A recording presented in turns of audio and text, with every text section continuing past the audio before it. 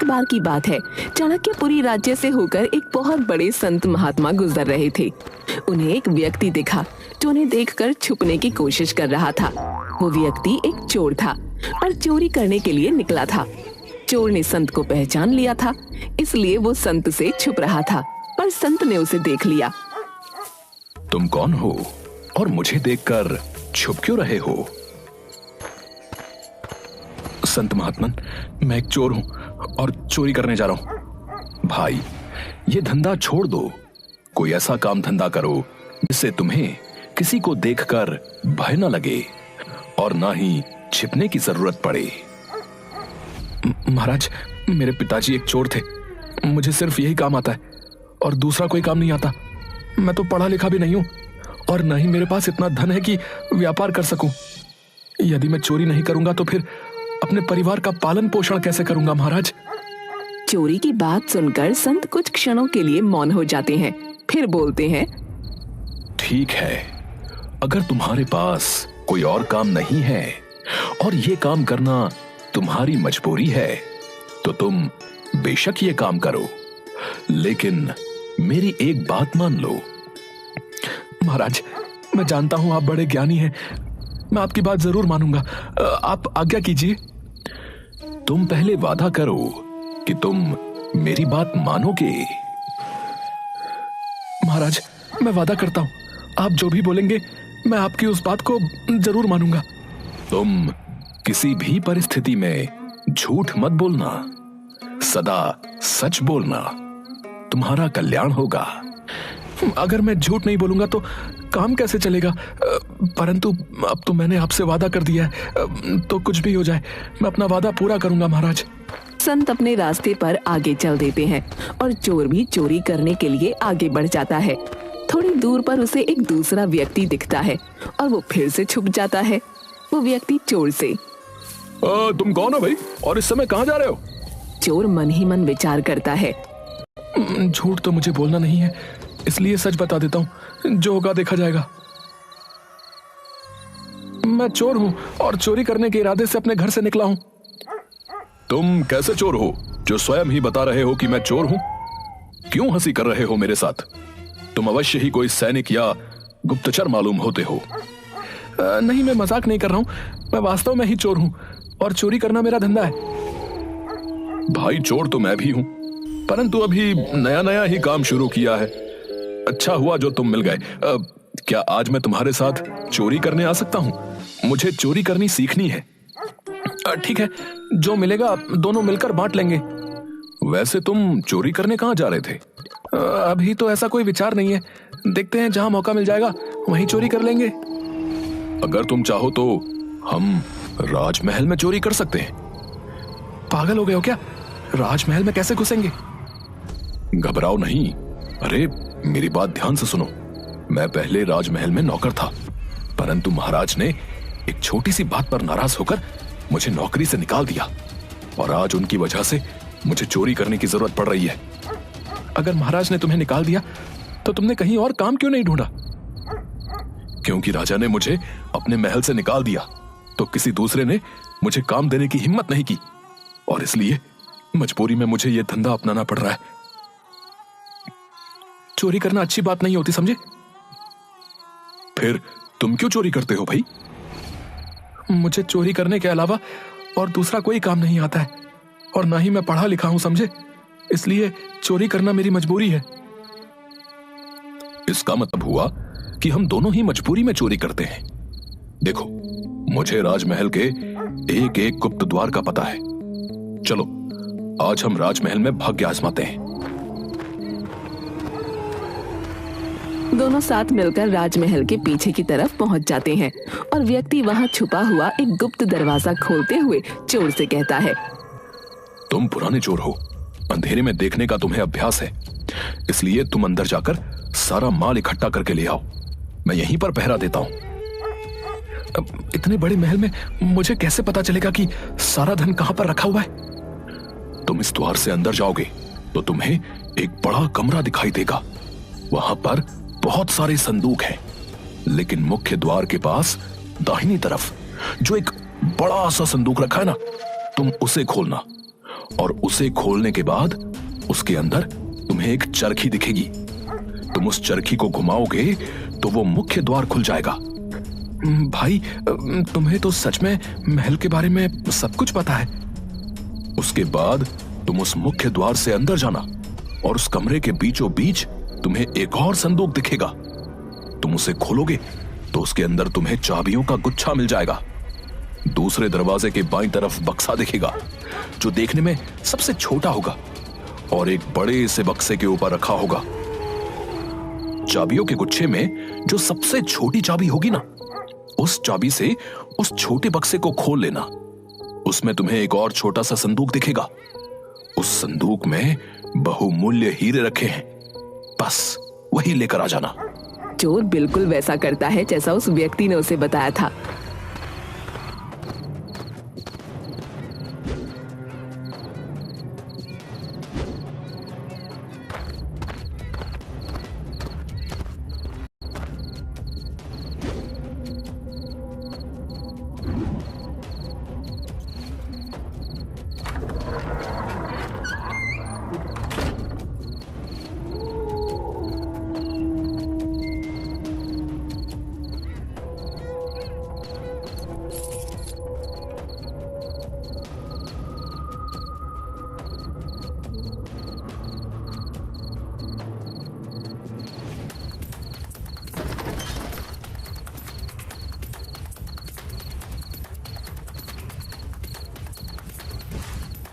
और वो हीरे लेकर वापस आ जाता है।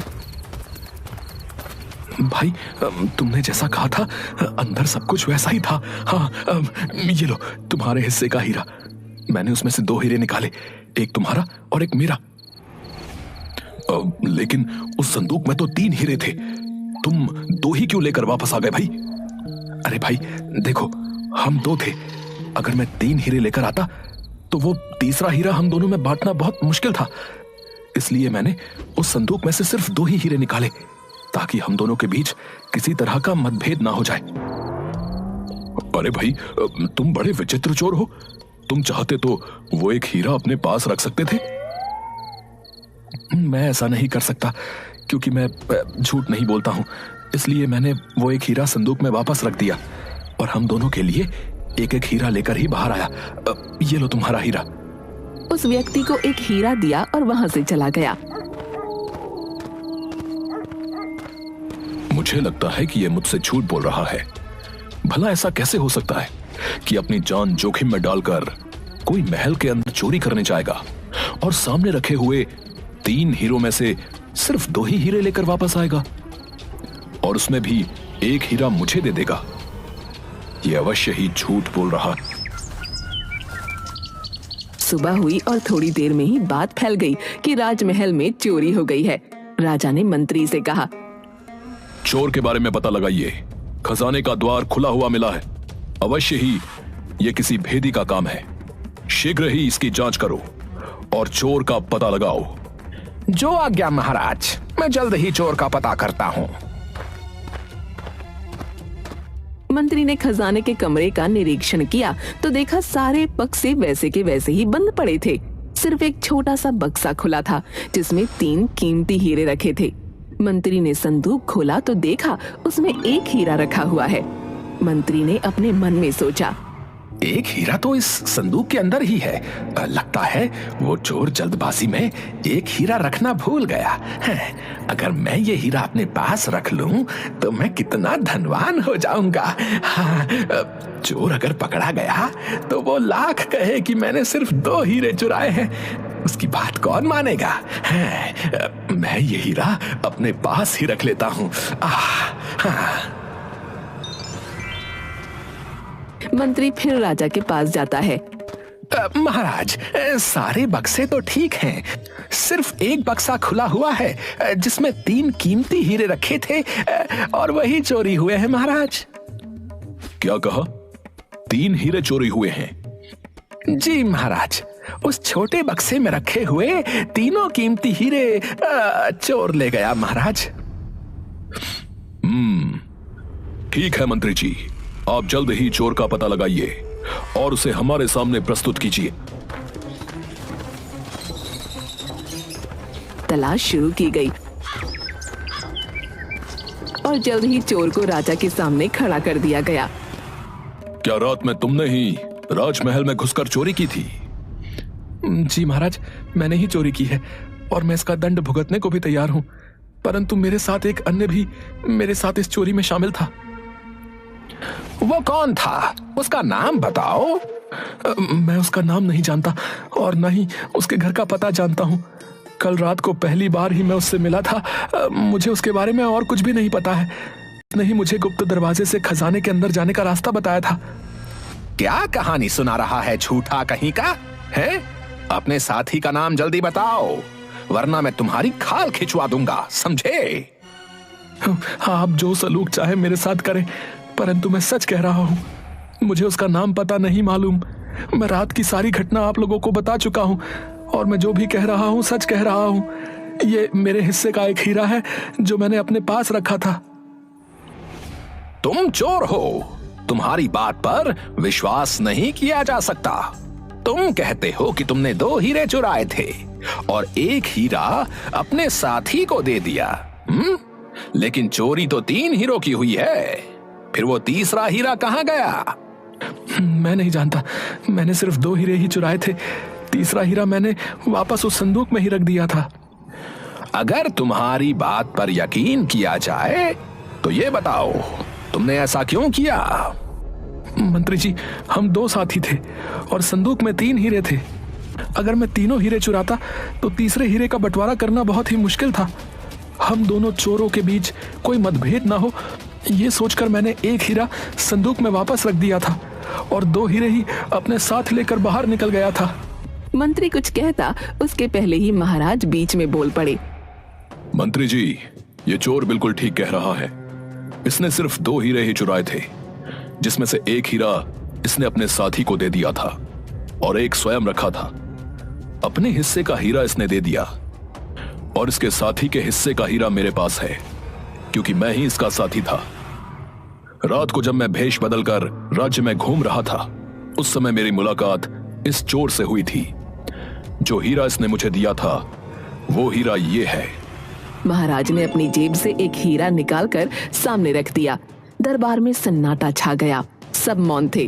थोड़ी देर बाद राजा, जब ये चोर मेरा हिस्सा मुझे देकर चला गया तो मैंने खजाने में जाकर इसकी जांच की, क्योंकि मुझे लग रहा था कि ये चोर झूठ बोल रहा है और इसने वो तीसरा हीरा अपनी जेब में रख लिया है और मुझे सिर्फ एक हीरा देकर चला गया।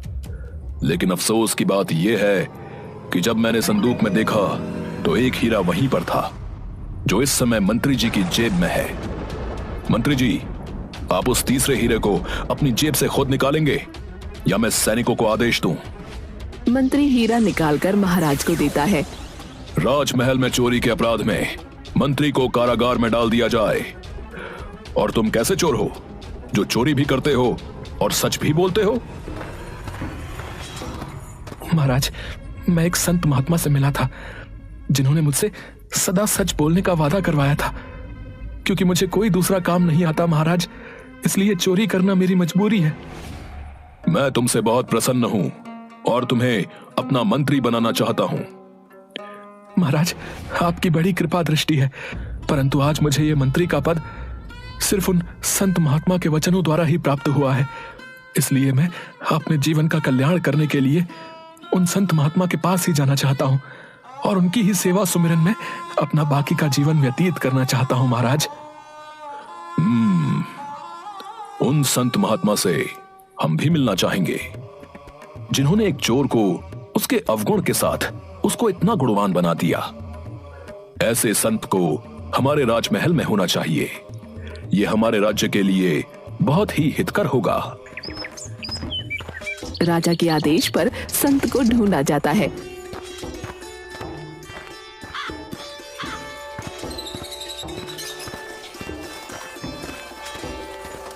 संत को राज्य का राजगुरु बना दिया जाता है और संत के आदेश को